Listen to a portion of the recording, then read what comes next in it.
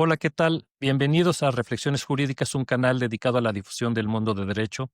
Yo soy Carlos Soto, abogado con más de 30 años de experiencia en tribunales y profesor universitario.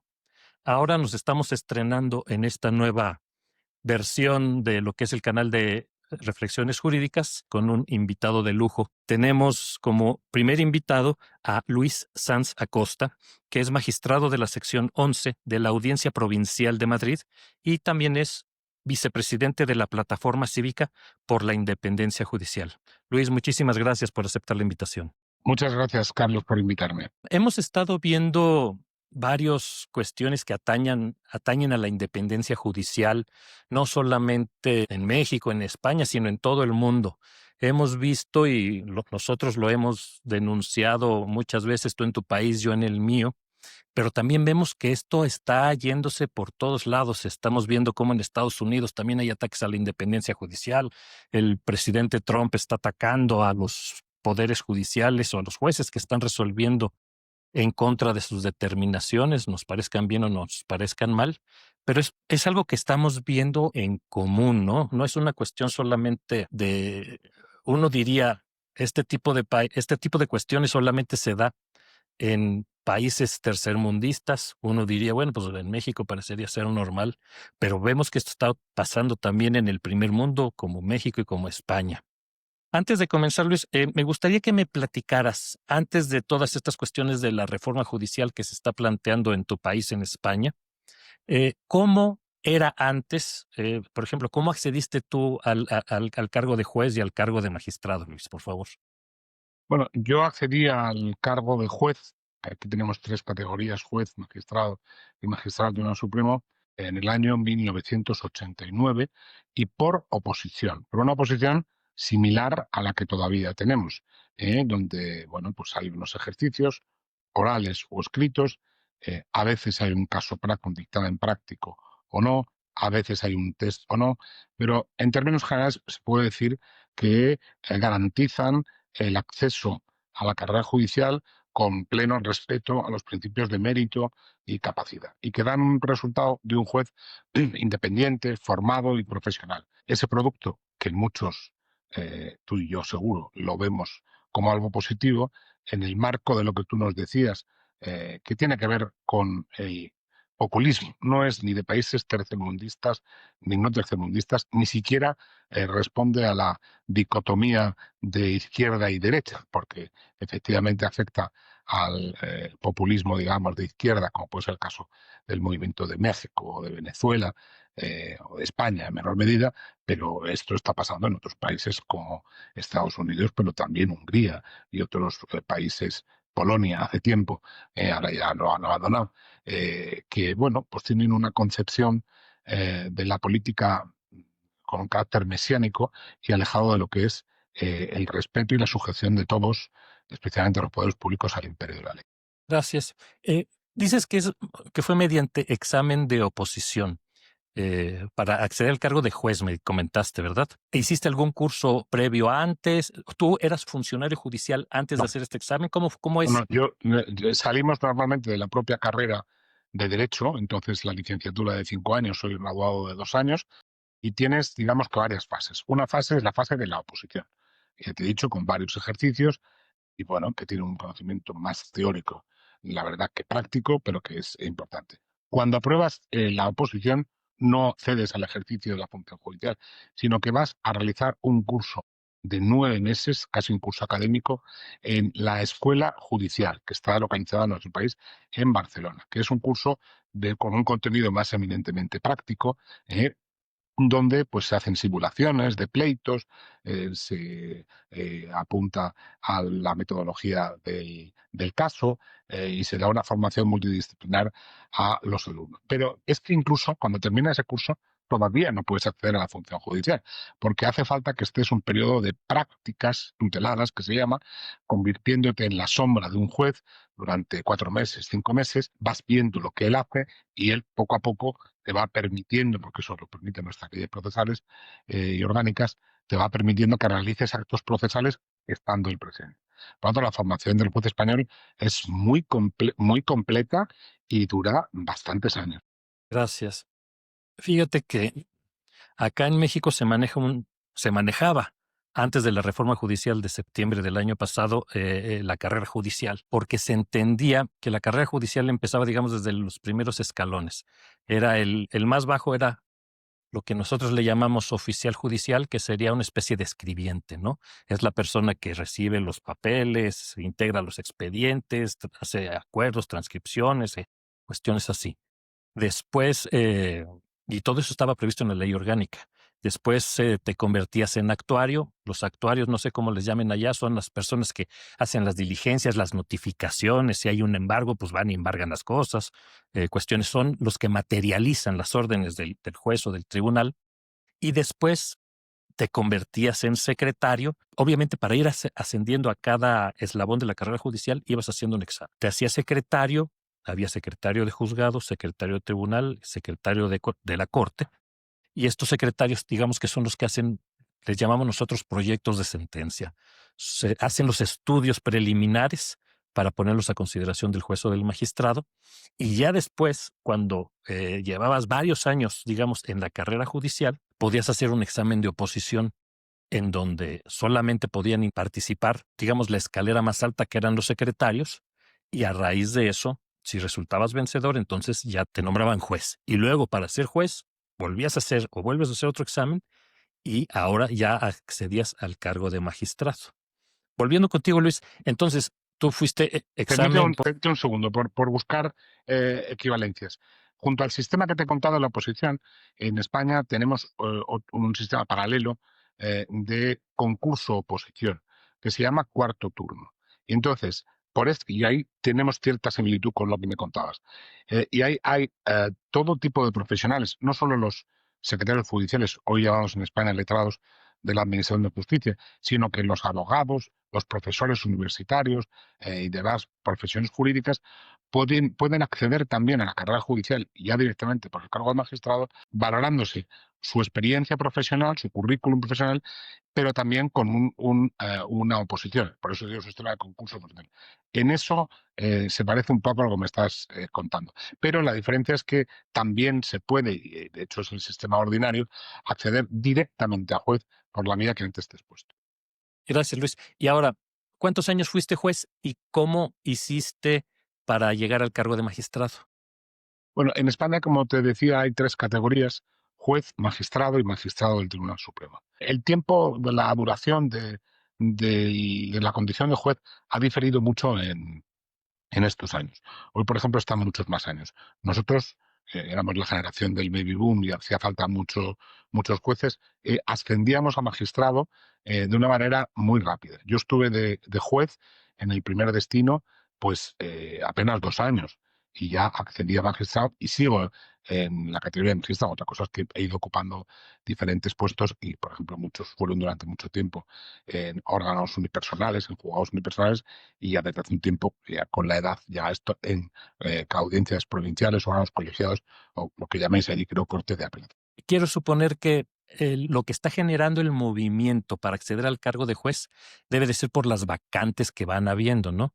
El juez a lo mejor se jubila, un magistrado se jubila y entonces empieza una cadenita que empiezan a subir y hay que empezar a llenar los lugares, digamos, vacíos, los más bajos de la carrera judicial, ¿no?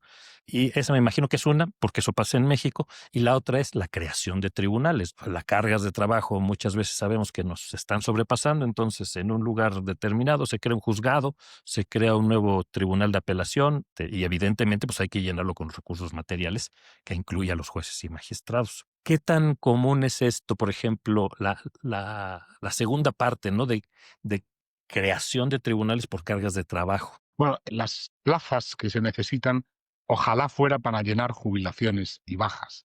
Eso significaría que nuestra planta judicial estaría de alguna manera equilibrada y que lo único que haríamos sería convocar las plazas necesarias para cubrir las bajas. Lamentablemente en España no es así, porque junto a eso, que desde luego también existe, nosotros tenemos un déficit de jueces por habitante muy profundo que nos coloca a la cola de todos los países de Europa. Creo que estamos al lado de Azerbaiyán, todos los respetos, son países pequeños, tal. Pero mira, las cifras son muy claras. España tiene 11 jueces por cada 100.000 habitantes. y la media europea es de 22 jueces por cada 100.000 habitantes. Por tanto, nosotros tenemos un déficit de plazas que está unido a las pocas plazas que se convocan en oposición, y los gobiernos son muy cicateros en ese punto, y pocos órganos judiciales nuevos. Y por eso España sufre pues unos retrasos en la tramitación de los asuntos espectacular. A la política española de todos los siglos, no solo la actual, le ha interesado, Carlos, muy poco cómo funciona la justicia. No le da, yo siempre digo lo mismo, no le da réditos electorales, no le da ganancias electorales y encima es molesta. Esa combinación de los dos elementos no me da el rédito electoral como si me da construir una carretera o como si me da hacer otro tipo de gestiones, no es políticamente rentable y encima lo que consigues con eso es que vas a fortalecer un poder cuya misión esencial es controlar al Poder Ejecutivo, que es el que tiene que crear esas plazas. Comprenderás que con esa ecuación es fácil entender por qué hay pocas plazas. Fíjate que ese es un problema que así como me lo platicas, se ve más acrecentado en España que en México, porque acá en México el órgano que era el encargado, porque estoy hablando de antes de la reforma Ya, judicial, era el propio Poder Judicial. El órgano encargado de crear tribunales era el Consejo de la Judicatura Federal, que ya no existe, y entonces él es el que determinaba viendo estadísticamente cuántos números había de expedientes en un tribunal. Si ya estaba sobrepasado, pues entonces habría que crear otro tribunal. Afortunadamente eso se quedaba, o esa cuestión se quedaba dentro del Consejo de la Judicatura Federal y del Poder Judicial. Lo malo es que depende de los recursos que le dé que el Ejecutivo y el Legislativo, que son los que manejan los dineros, ¿no? Y entonces ahí es donde muchas veces nosotros le decíamos al Consejo, oye, Consejo de la Judicatura, estamos rebasados de trabajo y necesitamos un tribunal. Y muchas veces nos decían, pues es que no hay recursos económicos, ¿no? Entonces, en el papel parecería que en México se avanzaba era más fácil de lo que tú me platicas, porque depender de otro poder para la creación de tribunales se me hace que lo no, complica más. pero fíjate, Carlos, que no difiere mucho. Nuestro Consejo General del Poder Judicial es el que informa las necesidades de creación de plazas, pero esa proposición se realiza a quien tiene encomendada la función de proveer los medios personales y económicos, que es el Poder Ejecutivo y el Poder Legislativo, y ellos son los que de modo cicatero no crean esas plazas, desconociendo incluso la petición que realiza el Consejo General del Poder Judicial. O sea que en este punto veo que estábamos prácticamente en la misma situación. ¿Qué es lo que está pasando en España ahorita? Hay una reforma que impacta en el Poder Judicial y al parecer sobre la cuestión, sobre todo en cómo se está nombrando o cómo se van a nombrar a los jueces y determinadas cuestiones que atribuyen a los fiscales. Si me platicas, Luis, la primera parte, carrera judicial, ¿qué se está planteando y qué es lo que está cambiando en relación a lo anterior? Y cómo ustedes, como jueces españoles, advierten que esto va a perjudicar la carrera judicial. Bueno, en la primera cuestión del acceso a la carrera judicial, el gobierno ha propuesto una reforma que está encallada ahora mismo, hay que reconocer, en el ámbito parlamentario porque no obtiene los votos precisos, pero que de obtenerlos sería gravemente perjudicial para la carrera judicial. ¿Qué es lo que se pretende? Bueno, se pretende, en primer lugar, hacer más sencillo el acceso a la carrera, es decir, bajar el nivel de la exigencia y además subjetivizar los mecanismos de examen, que eso siempre cuando se trata del acceso a la carrera de juez es muy preocupante. Primera cuestión. En segundo lugar, se pretende que la preparación de los jueces se residencie en su mayor parte en un centro público, el Centro de Estudios Jurídicos, que depende del Ministerio de Justicia. Eso, como verás, en sí mismo es una aberración, porque no es el Poder Ejecutivo el que tiene la potestad de contribuir a la selección de los jueces. Es verdad que luego hay un tribunal, pero que la preparación la realice el Poder Ejecutivo es algo extraño. Por otro lado, es muy polémico el proyecto del Gobierno de incorporar a 1.000 jueces sustitutos por la puerta de atrás a la carrera judicial. La figura del juez sustituto es producto de lo que yo te he contado antes.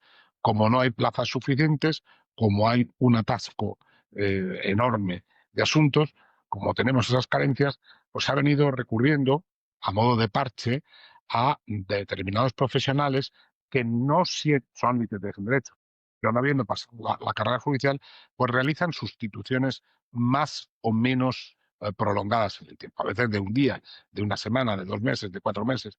Son los llamados jueces sustitutos, no son jueces de carrera. Bien, ¿qué es lo que se pretende hacer?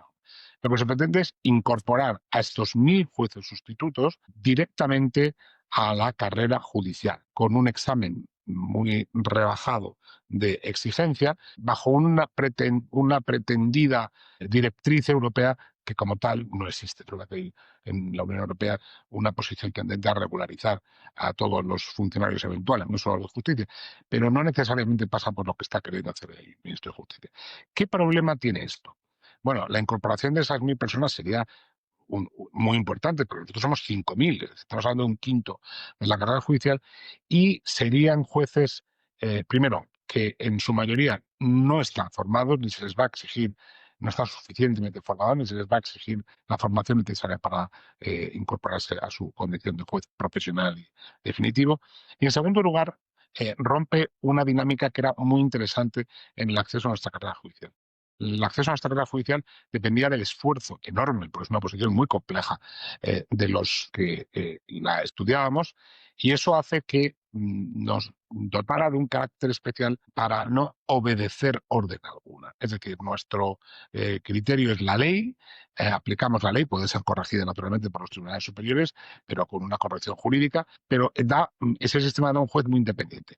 La introducción de estos 1.000 jueces sustitutos establecería una suerte de dependencia entre ellos y el Poder Ejecutivo que les ha permitido ese acceso tan fácil que plantearía graves problemas desde el punto de vista de la independencia. Y por último, en la vía del cuarto turno que te dije que existía de incorporación de profesionales, también se quiere relajar en cuanto a sus exigencias. ¿Qué se pretende con esto? Bueno, lo que se pretende con esto, Carlos, es, sin duda alguna, introducir mecanismos de control político de la base de la judicatura. El sistema actual se critica porque se dice que es memorístico, pero da jueces independientes, da jueces que no pueden ser controlados, jueces que solo se sujetan a la ley.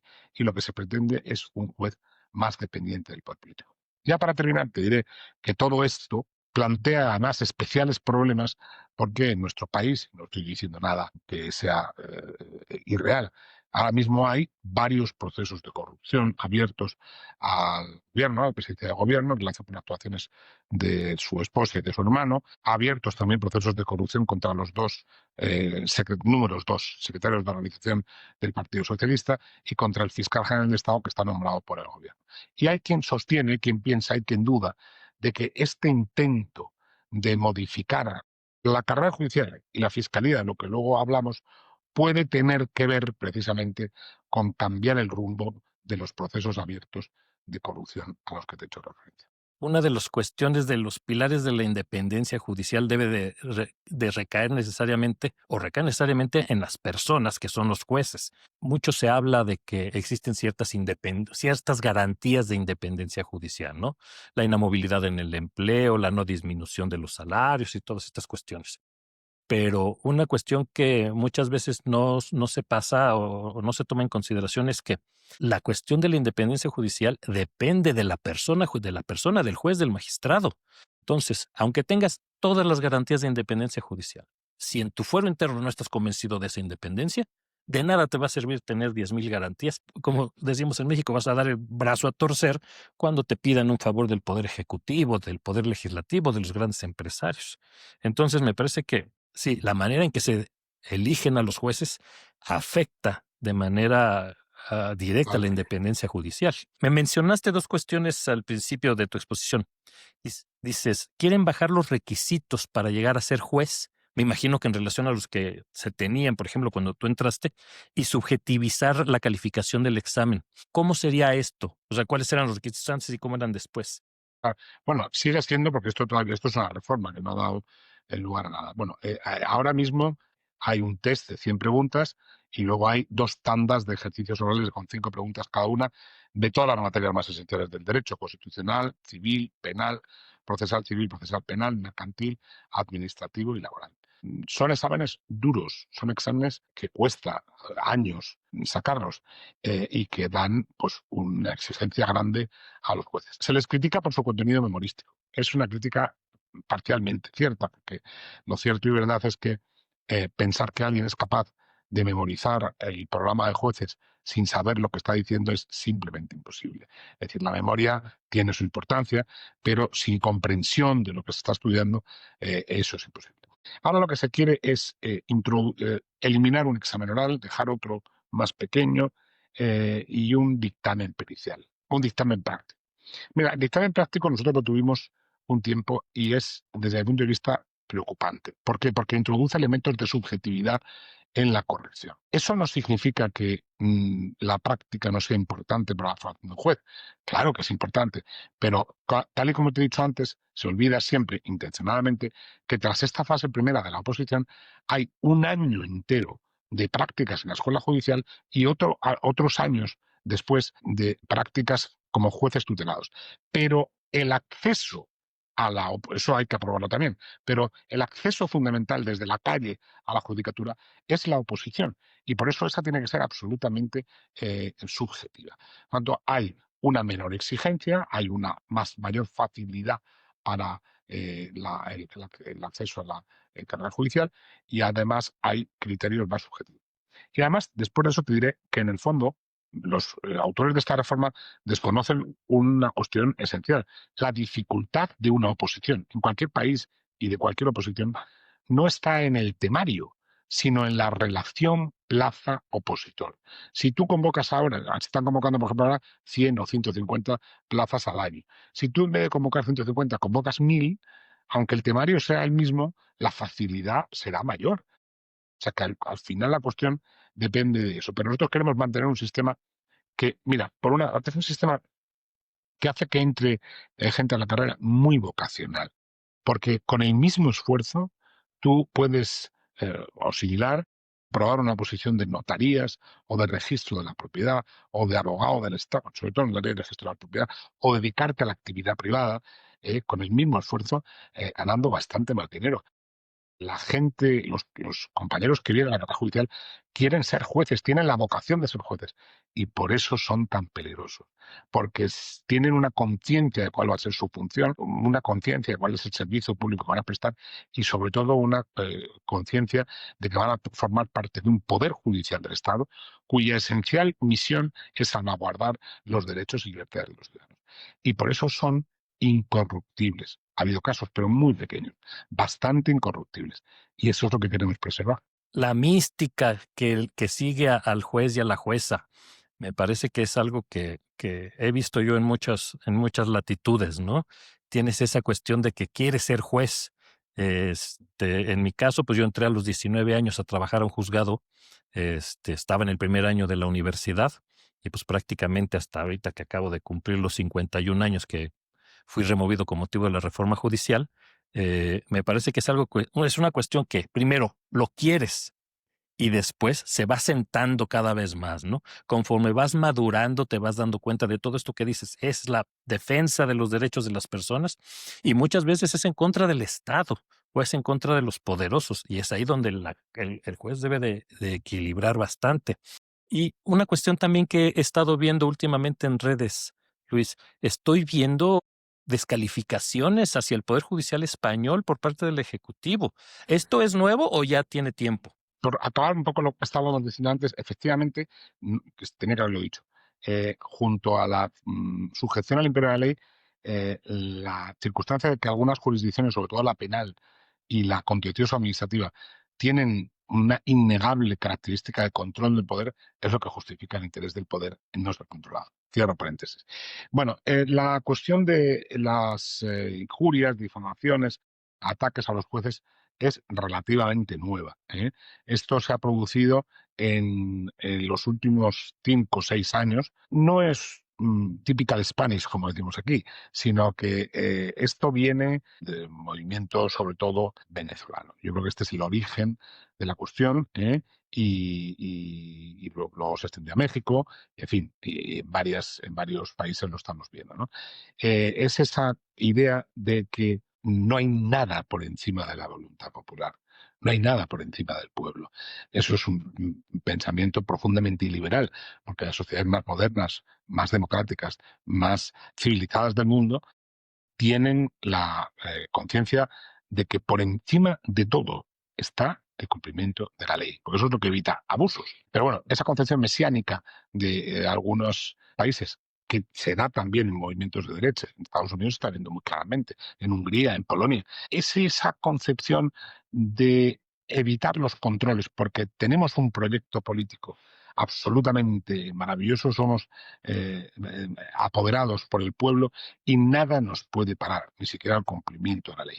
Entonces, el proceso de difamación, también se vio en Argentina, en Venezuela, es muy claro, es una estrategia muy clara.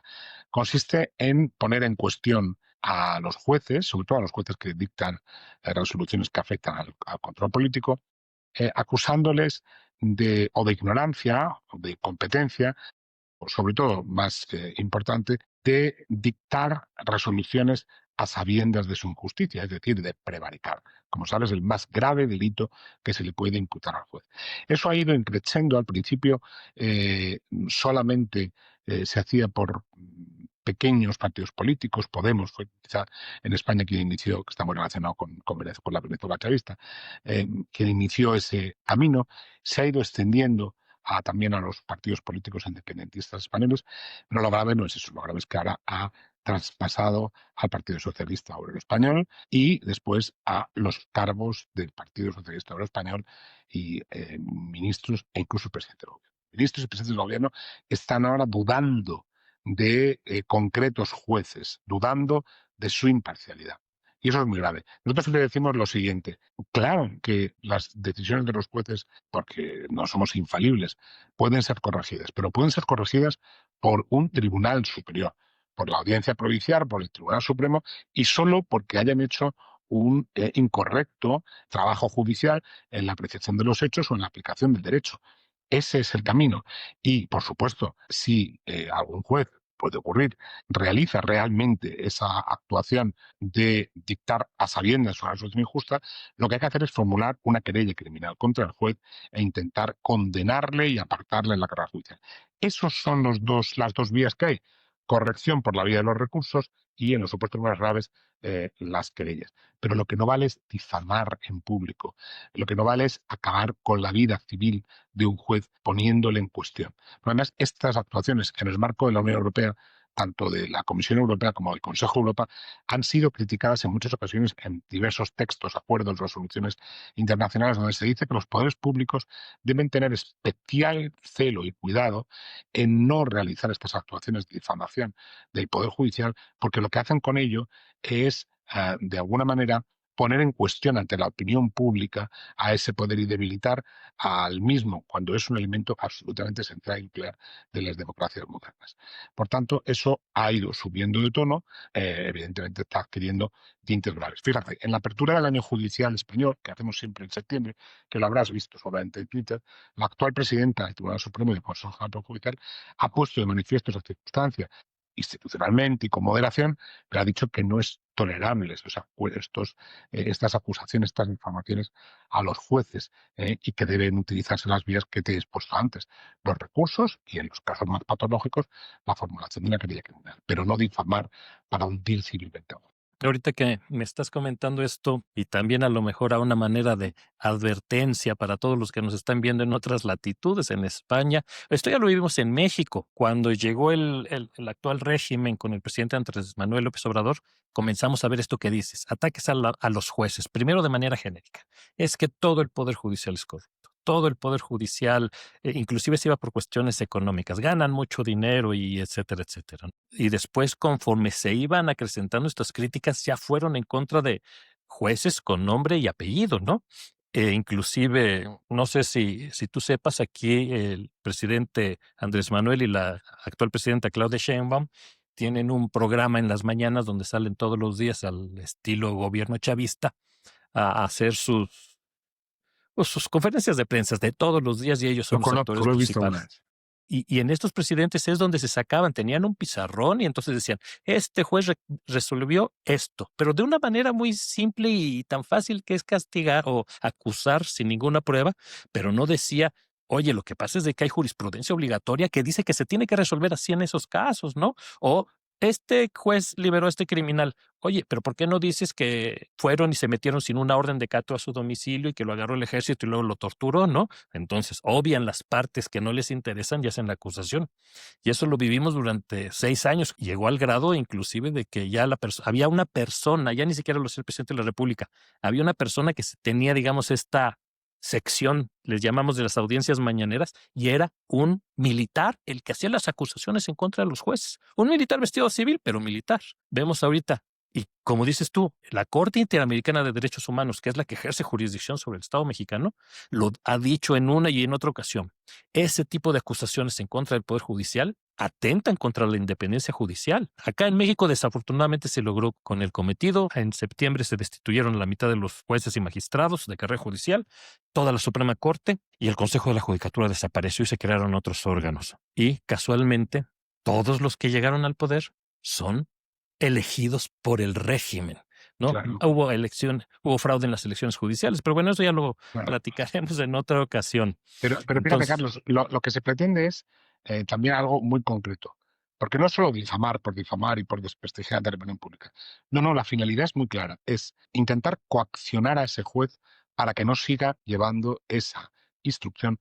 Y si el juez es íntegro, y en España la mayoría, la inmensa mayoría de los jueces lo es, y sigue adelante con esa instrucción, preparar el camino para decir, claro, el final ha sido este, el final jurídico ha sido este, porque llevamos advirtiendo ya mucho tiempo que este juez es un prevaricador, que este juez es corrupto. O sea que tiene esa doble función. Intentar torcer la mano, torcer el brazo para que no siga por ese camino.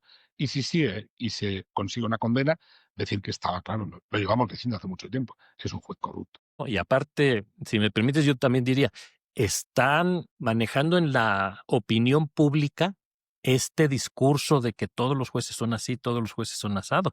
Y esto, a la postre en el futuro, podría tener repercusiones en los partidos políticos, ¿no? Porque si se está diciendo todos los días, es que los jueces son corruptos, los jueces son prevaricadores, los jueces actúan con consignas partidistas, eso se va quedando en el ideario de la sociedad, va a pasar a los diputados y a lo mejor a los partidos políticos. Ese es el problema. No es que lo digan una sola vez, pero estás duro y dale todos los días. Y tiene muchísimos impactos. Es importante que los jueces tomemos la voz, ¿no? Aquí, fíjate, aquí no se ha llegado al punto todavía de decir que todos los jueces son así. No.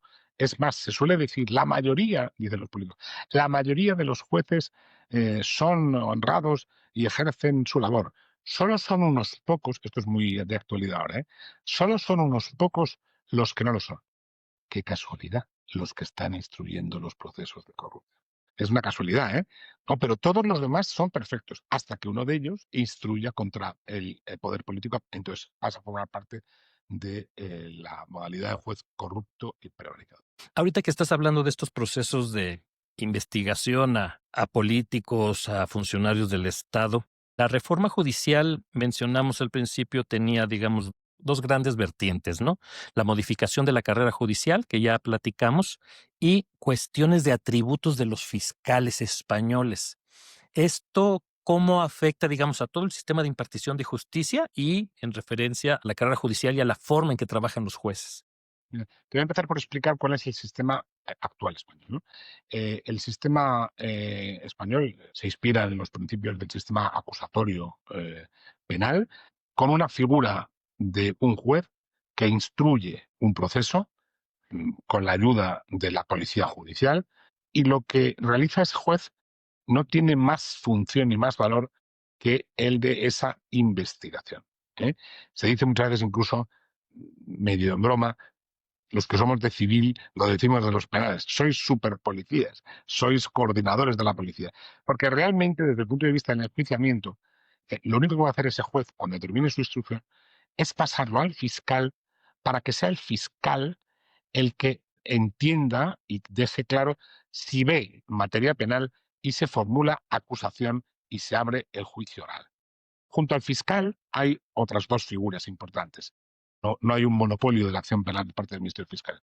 El acusador particular, que es el perjudicado por el delito, pues en un homicidio, pues en la familia del fallecido, y una figura muy importante que establece nuestra Constitución, que es la acción popular, que establece el artículo 121 de nuestra Constitución, que permite a asociaciones, a personas de diferente índole, coadyuvar con el Ministerio Fiscal y formular también ellos una acción popular.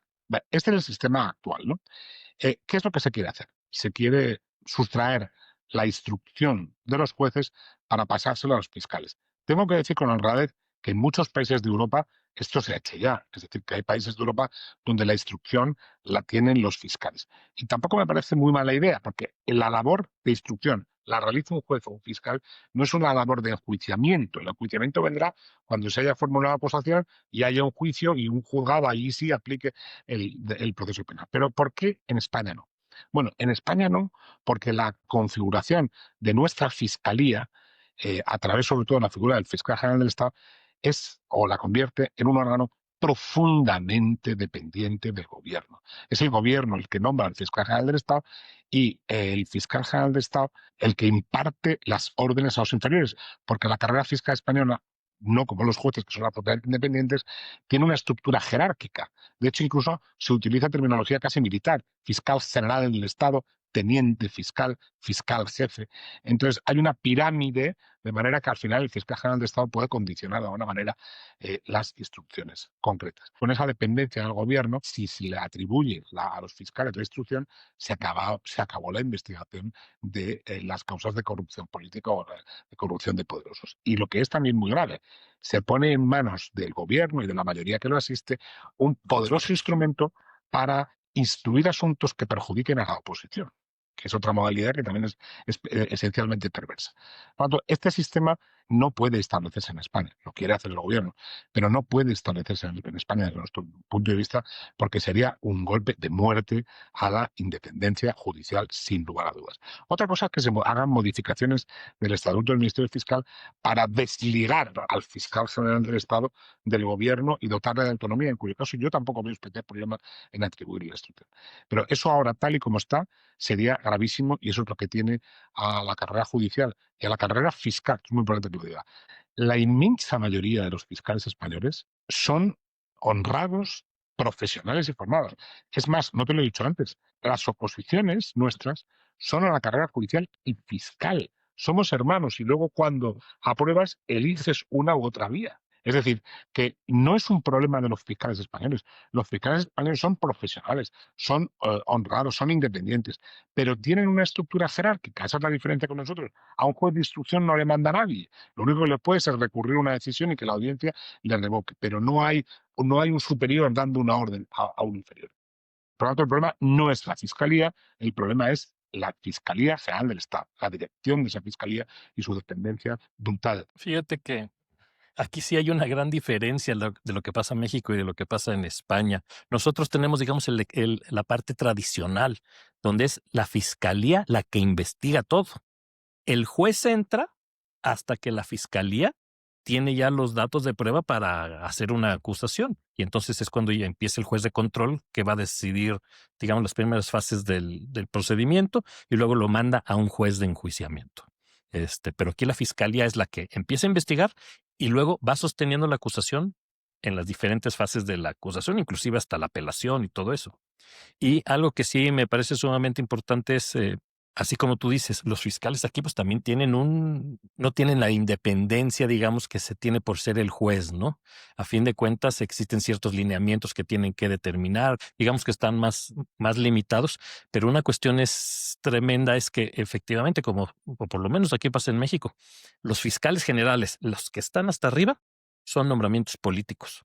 ¿Y de quién dependen? Pues del gobernador en turno, del presidente en turno. Hubo una reforma hace ya varios años donde se quiso hacer estas fiscalías autónomas, donde se decían, vamos a poner a la gente más capaz y aparte no van a depender del gobierno. Y todo eso no quedó más que en bonitas palabras, está plasmado en la Constitución, pero en cuanto entre un nuevo gobernador, un nuevo presidente, el fiscal general presenta su renuncia y entonces el nuevo presidente, el nuevo gobernador, designa a su fiscal. Inclusive hay una propuesta de reforma a la Constitución para quitar eso. Ya dijeron, ya nos dimos cuenta que es vacilada.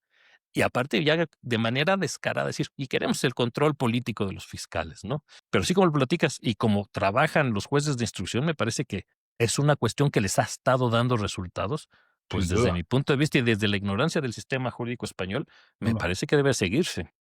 Pero fíjate, es curioso porque es verdad que al final de la instrucción, quien va a decidir que se continúe son las acusaciones. Pero, y aquí te voy a introducir otra reforma que está en ciernes, que cubre la idea del control total. Es verdad que en principio el juez solo investiga y que el hecho de que se vaya adelante en el enjuiciamiento depende de la acusación. Pero habrás advertido que el monopolio de la acusación no es el Ministerio Fiscal. Está el acusador particular perjudicado por el delito y la acción popular. Muchos de los grandes procesos de corrupción, precisamente por la dependencia de la Fiscalía, se han impulsado y se están llevando a cabo en el pasado y los actuales a los que te he hecho referencia por acciones populares, asociaciones, fundaciones, en fin, diferentes personalidades que desde la sociedad civil formulan las óperas. Entonces dirás, ¿y qué pasa con eso? Es muy sencillo. No pueden eliminarlos porque la acción popular aparece recogida en nuestra Constitución, pero van a hacer lo que tú has dicho, diluirlos en la nada. Es decir, limitar la acción popular hasta el punto de que solo quede en manos del fiscal la acusación pública y que ese fiscal dependiente si esto sale adelante, controla la instrucción, si se aparta por instrucción, y al mismo tiempo controla la acusación y el enjuiciamiento. Es decir, como te vuelvo a decir, no habría más investigaciones de corrupción política. Eso es clarísimo. También he estado viendo en los últimos días, bueno, me parece que debe ser un par de meses, ha habido manifestaciones y huelgas por parte de los jueces en contra de de estas De las dos. iniciativas de reforma, ¿no? Serían dos preguntas. Cómo han sido recogidas por la sociedad en general, por los medios de comunicación, por los expertos? Y cómo han sido recogidas por el gobierno, porque pues al gobierno no le conviene que los jueces estén manifestándose en contra de lo que quiere hacer, ¿no? Aquí se ha discutido mucho si los jueces tienen derecho a la huelga. Primera cuestión, yo tengo que decir, yo estoy convencido de que sí. De hecho, nosotros hemos ejercido ya 5 huelgas. Y estoy convencido de que sí, porque la Constitución española no lo prohíbe. Así como, por ejemplo, sí lo prohíbe a las Fuerzas Armadas. Esa es la primera cuestión, el derecho a la huelga. ¿Cómo lo ha percibido la ciudadanía? Mira, yo te voy a decir una cosa. Dejando a un lado los fanáticos, los sectarios, los que beben por el partido, aunque el partido les robe, van a considerar que el partido es su vía, pero la inmensa mayoría de la ciudadanía yo creo que está bastante generalizadamente con los jueces. De hecho, en las últimas encuestas de opinión pública, los jueces han pasado a los primeros puestos de valoración por parte de la opinión pública y los políticos a los últimos. Por tanto, yo creo que el papel que están jugando los jueces en el ejercicio de su jurisdicción, con sus manifestaciones en las redes sociales, en artículos vecinales, en entrevistas, y también incluso en la manifestación más última, que es la huelga, sinceramente creo que está percibida muy correctamente por los ciudadanos. Esa huelga tuvo una manifestación en Madrid, que seguro que la recordarás, en la puerta del Tribunal Supremo, que en principio pues, era una manifestación pensada para que una concentración, que estuvieran los jueces.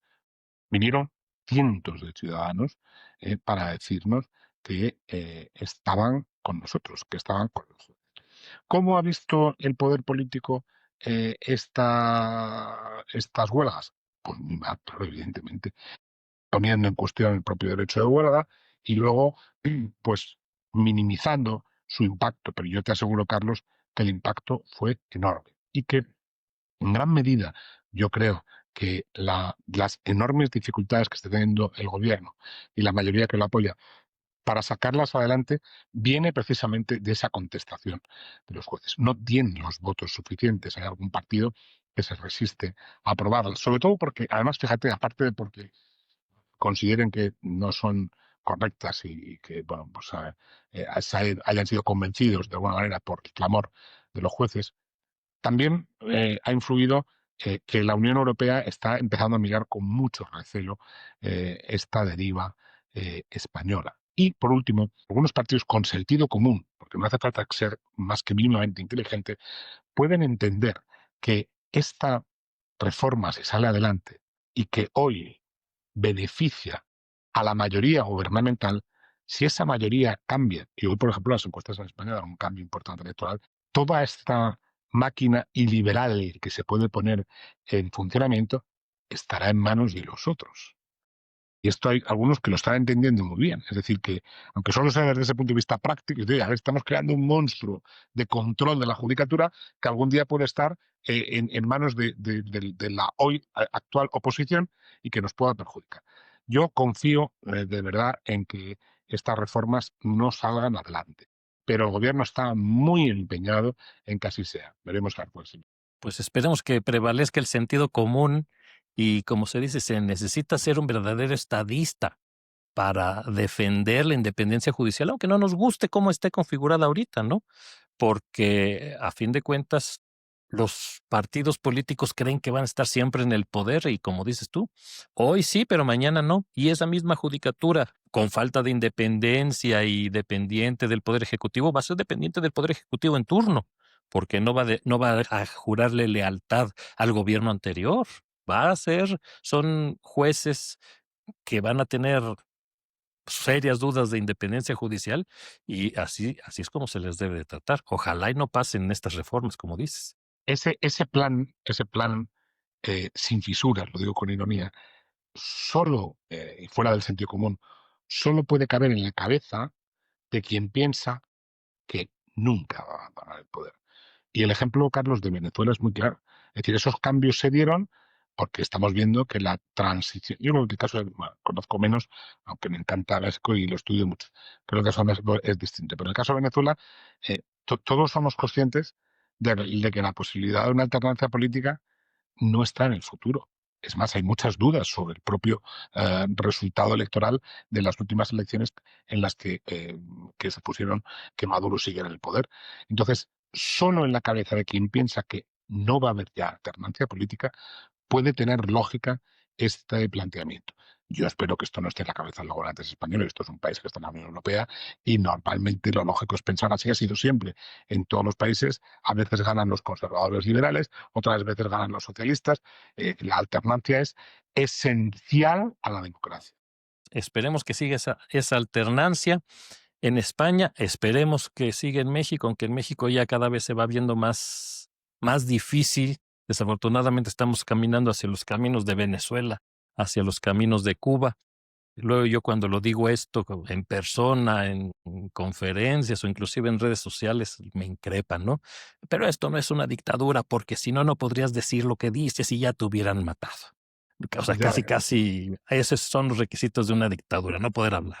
Pero pues a fin de cuentas, hay grados a fin de cuentas, ¿no? No es sí, que sí. haya dictaduras buenas y dictaduras malas, No, no. pero pues hay una dictadura es aquella donde se pierden los derechos fundamentales de los ciudadanos. No hay separación de poderes y pues me parece que esas son las cuestiones, ¿no? Sin separación de poderes que en México ya no tenemos y cada vez nuestros derechos humanos se van viendo mermados. Pero fíjate, hay un comentario que te sonará mucho porque alguna vez lo hemos hablado tú y yo y me lo has comentado y aparte yo sigo bastante de cerca la actualidad de tu país y lo he visto, que se vio en Cuba y que se vio en Venezuela. Es casi la misma frase. Aquí esto no puede pasar. O sea, cuando empezó por Cuba, en Venezuela, y conozco mucho el caso venezolano, porque tengo mucho contacto con jueces venezolanos que hoy están en Miami, en Estados Unidos, claro, evidentemente. Pero se decía siempre lo mismo, que esto no puede pasar, esto es Venezuela, es un país rico, moderno, democrático. Esto se dice en México también, no, esto aquí no me compares, esto no va a ser Cuba. Y se dice también en España. España, sinceramente, que estamos muy lejos de eso, pero hay sombras. Hay una parte de la población, o sea, aquí hay como tres grupos, ¿no? El sectario que lo que quiere es eliminar la democracia, porque realmente se creen con un plan mesiánico maravilloso y le estorban los controles y los controles de todo tipo. Por otro lado está el opositor, el que advierte de estas circunstancias. Yo soy uno de ellos, ¿no? Que lo pone de manifiesto, que lo reitera, que cuidado, que cuidado. Pero luego, Carlos, hay, y seguro que en tu país también, una gran masa de gente a la que estas cosas no le interesan mucho y que cuando tú lo dices, te contestan, eres un radical, aquí esto nunca va a pasar, hasta que pase. Sí, desafortunadamente, y es que eso es lo que fuimos viendo aquí. En 2018 se empezaba a decir, ahí vamos como Venezuela, ahí vamos como Venezuela. No va a pasar, no va a pasar. Aquí en México, por lo menos, el marco legal ya está instaurado. Es decir, los tres poderes, no hay independencia judicial entre ellos. Teníamos órganos constitucionales autónomos en materia de transparencia de datos, telecomunicaciones, competencia económica. Ya fueron, ¿cómo se llama? Borrados de la Claro. Constitución y todas sus competencias se le dieron al Poder Ejecutivo, es decir, la concentración del poder. Si antes teníamos 5 o 6 órganos constitucionales autónomos, ahorita ya solamente queda uno, que es la Comisión Nacional de Derechos Humanos, que realmente parece la vocería del Poder Ejecutivo, porque todo lo que hace el Poder Ejecutivo se lo aplaude, hay masacres y no dice nada, Menudo entonces control, menudo control. el control es absoluto. Esperemos que no lleguemos a eso en España, porque sí, me Ojalá. parece que esto es solamente una iniciativa de reforma legal. Te agradezco, muchas gracias, Luis. ¿Quieres cerrar con algo? No, simplemente decir, en la línea de lo que tú decías antes, y que yo digo muchas veces, yo soy un fan de las sociedades de los países del norte de Europa, ¿no? Tienen democracias más avanzadas que la de México y que la de España. Y ellos, y cuando alguna vez pues he visto, he leído cosas de esos países, he visto series como Borgen, ¿te acuerdas de la serie danesa que te la recomiendo si no la has visto? Ellos asumen el control del poder como una garantía del propio sistema democrático. O sea, no solo no lo ven negativamente, sino que lo ponen de manifiesto como un pilar esencial de sus democracias, porque son conscientes de que el poder tiende al exceso, el poder tiende a la corrupción.